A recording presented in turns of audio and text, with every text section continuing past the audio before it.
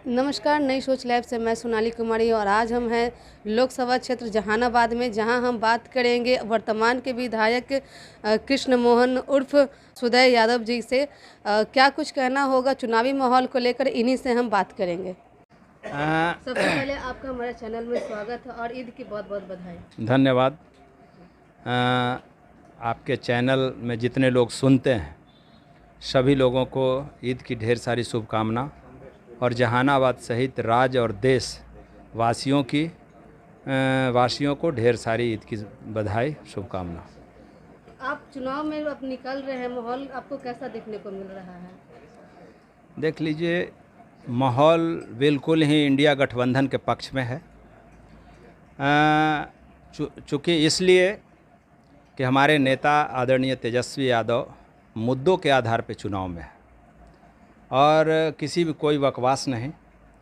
बिहार के युवा, किसान, मजदूर, नौजवान, व्यवसाय, मतलब सभी वर्ग के लोग अभी जिस तरह महंगाई, बेरोज़गारी, ये जो हमारे यहाँ समस्या है उसको लेकर के तेजस्वी यादव और इंडिया गठबंधन के तरफ उसका ध्यान है।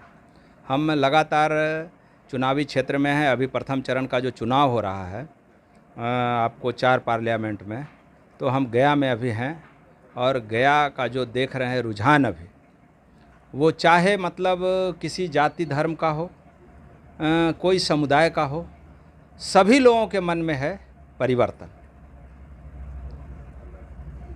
सुरेंद्र यादव जी पिछले बार भी चुनाव में, लोकसभा चुनाव में खड़े हुए थे। क्या चूक रह गया था जो इस बार उस चूक को पूरा किया जाएगा? देख लीजिए, पिछले बार भी जहानाबाद की महान मतदाताओं ने सुरेंद्र यादव को चुनाव जिताने का मतलब सर्टिफिकेट दे दिया था, लेकिन राज्य सरकार के अधिकारियों के द्वारा श्री सुरेंद्र प्रसाद यादव जी को बेईमानी करके और उनको चुनाव हराने का काम किया, मतलब चंद वोटों से। इस बार जहानाबाद की जनता मन बना चुकी है। वोट का अंतर इतना बड़ा होगा कि किसी भी तरह का कोई बेईमानी नहीं चलेगी। इस बार जनता का किस तरह से रुझान रह रहा है उनके बीच में? जनता बोले ना, जनता मतलब जिस तरह पिछले 10 वर्षों से केंद्र में और राज्य में उन्हीं के सहयोग से मतलब 17 वर्षों से सरकार चल रही थी और आम लोग बेरोजगारी और महंगाई की मार से त्रस्त है। ये तो कुछ 17 महीने में हमारे नेता आदरणीय तेजस्वी यादव जी ने 20 के विधानसभा के चुनाव में बिहार के आवाम के सामने जो वादा किया था उसको लेकर के दृढ़ संकल्पित थे और उन्होंने मतलब 17 महीने में लगभग 5 लाख लोगों को सरकारी नौकरी दिया, जाति आधारित गणना कराया, आरक्षण का दायरा बढ़ाया और इसके बाद जो मतलब जाति आधारित गणना करा कर के जो लोग गरीब लोग थे उन लोगों को रोज़गार करने के लिए मतलब सरकार में प्रावधान किया, लाख रुपया देने के लिए, 2 लाख रुपया देने के लिए, इस तरह का प्रावधान करके और आम लोगों में मतलब मजबूती से जो 20 के विधानसभा के चुनाव में घोषणा किया था उसको मतलब अमली जामा पहनाने का काम किया है। इसीलिए बिहार की जनता मतलब तेजस्वी यादव और इंडिया गठबंधन के तरफ वो मुखातिब है। इस बार मतदान के लिए किस तरह से विधि व्यवस्था का ये किया जा रहा है, ताकि क्योंकि गर्मी जो है वो चरम सीमा पे है, और इसके लिए व्यवस्था क्या रहेगी? जैसा कि देख रहे हैं हम लोग और आप ही के चैनलों के माध्यम से जो हम लोग सुन रहे हैं, चुनाव आयोग की भी तैयारी चाक चौबंद व्यवस्था रहेगी। गर्मी को लेकर के भी वहाँ पे बूथ पे सारे तरह के पीने के लिए और सुरक्षा का भी इंतजाम किया जाएगा। इस तरह का हम सुन रहे हैं। अब तो सामने जब आएगा प्रथम चरण का, जब मतदान होगा 19 तारीख को, क्या चुनाव आयोग की तरफ व्यवस्था होती है उसको हम लोग देखेंगे नज़दीक से। आपकी नज़रों से भी किस तरह की कमियां आपके संसदीय क्षेत्र में देखने को मिल रहा है? देख लीजिए, मतलब ये चूँकि ये देश जो है ये धर्मनिरपेक्ष देश है। जब हमारे पुरखे के लोगों ने देश की आज़ादी के लिए अपना शहादत दिया था तो यही सोचा था कि हमारा जो देश है यहाँ हिंदू, मुसलमान, सिख, ईसाई सब लोग आपस में गला मिलेंगे। आज जैसे ईद के अवसर पर हम सबके घर में जाके सेवई खा रहे हैं और सब लोगों से गले मिल रहे हैं, तो हमारे पुरखे के लोग ने यही परिकल्पना की थी, जिसको मतलब अभी वर्तमान शासन व्यवस्था में बैठा जो व्यक्ति है वो लगातार इसको नस्तानाबूद करने में लगा हुआ है, लगातार नफरत फैलाने में लगा हुआ है, लगातार भाईचारा समाप्त करने में लगा हुआ है। तो ये सब बातों से काफ़ी मतलब देशवासियों में आक्रोश है। तो यही माने मेन मतलब मुद्दा होगा, महंगाई, बेरोजगारी और जो भाईचारा समाप्त कर रहा है लोग, ये गंभीर विषय है। आपकी तरफ से कितने दावे किए जाएंगे वोटर के लिए? देख लीजिए, जहानाबाद की महान जनता, आप घूमिएगा तो आपको खुद पता चल जाएगा कि अभी एक अनुमानता तो होगी ना कि आप इतने वोटों से उनका विजय का। नहीं, देख लीजिए, अनुमान नहीं, लेकिन आपको एक चीज़ बता देते हैं कि पिछला बार जिस तरह मतलब कम वोटों के अंतर रहने के चलते प्रशासनिक अधिकारियों के द्वारा यहाँ चुनाव हराया गया था, वो अंतर इतना विशाल होगा कि लोग सोच भी नहीं पाएगा कि हम कुछ गड़बड़ी करें। चलिए, बहुत बहुत धन्यवाद। प्रदेश कांग्रेस कमेटी के उपाध्यक्ष हैं सोशल मीडिया के। हाँ, इनसे हम बात करेंगे इनका किस तरह से चुनाव को लेकर तैयारी चल रही है और किस तरह से इनका रुझान अभी करवा रहे हैं जनता के बीच में। इन्हीं से हम बात करेंगे। देखिए, अभी ये जो लोकसभा चुनाव है, ये दो धाराओं के बीच की लड़ाई है।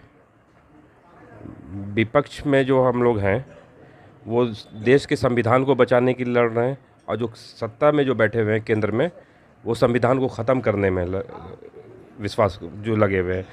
तो अभी जो पूरे देश में जो ये चुनाव है, लोकसभा का जो चुनाव है, वो काफ़ी महत्वपूर्ण चुनाव है। और इसमें देश की आवाम, चाहे वो युवा पीढ़ी हो, चाहे महिला हो, किसान हो, सारे वर्ग खुल करके इस बार अपना मतदान करेंगे और निश्चित तौर पे केंद्र में बैठी हुई जो सरकार है उसको वहाँ से हटाने का काम करेंगे। किस तरह से दावे दिखाए जा रहे हैं कि महिलाओं हो या फिर युवाओं हो, इनके लिए मतलब क्या आप लोग का सोच है कि जीतने के बाद उस सबको चूँकि किया जाएगा? चूँकि देखिए, आप लोग संविधान के चौथे स्तंभ के तौर पर देखे जाते हैं, और चूँकि आप भी पिछले 2014 के बाद से जो देश में घटित हो रही है उस सत्य को नहीं दिखाने का काम कर रहे हैं। कहीं ना कहीं अगर आप सत्य दिखाते, लोग, आज जनता जो है वो त्राही माम कर रही है, चाहे महंगाई चरम पे है, नौजवान जो है। आप लोग का कहना होता है हम लोग वही दिखा रहे हैं।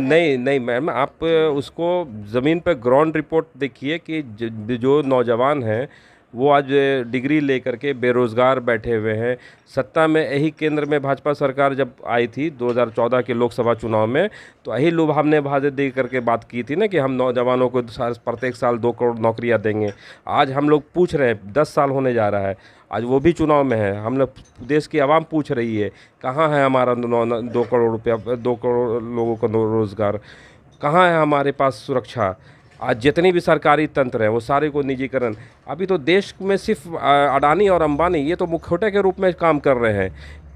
आपकी पार्टी किस तरह से काम करेगी? आज हमारी पार्टी आदरणीय राहुल गांधी जी जिस तरह से पूरे देश में भारत जोड़ो यात्रा के माध्यम से निकले, चाहे वो पहला चरण हो कन्याकुमारी से कश्मीर तक, दूसरा चरण हो मणिपुर से लेकर के मुंबई तक का, वहाँ पर जो लोग निकले तो जनता उनसे स्वयं मिली, उस जनता से खुद ब खुद वो उनसे बात की और उनके दर्द को उन्होंने देखा। आज जो कांग्रेस का मैनिफेस्टो है, 5 जो मुद्दा है वो उसी मुद्दे को उठाया गया है जो भारत जोड़ो यात्रा में आदरणीय राहुल गांधी जी ने लोगों से मिले, लोगों का दर्द जो सुना, वही 5 मुद्दा हमारे मैनिफेस्टो में है।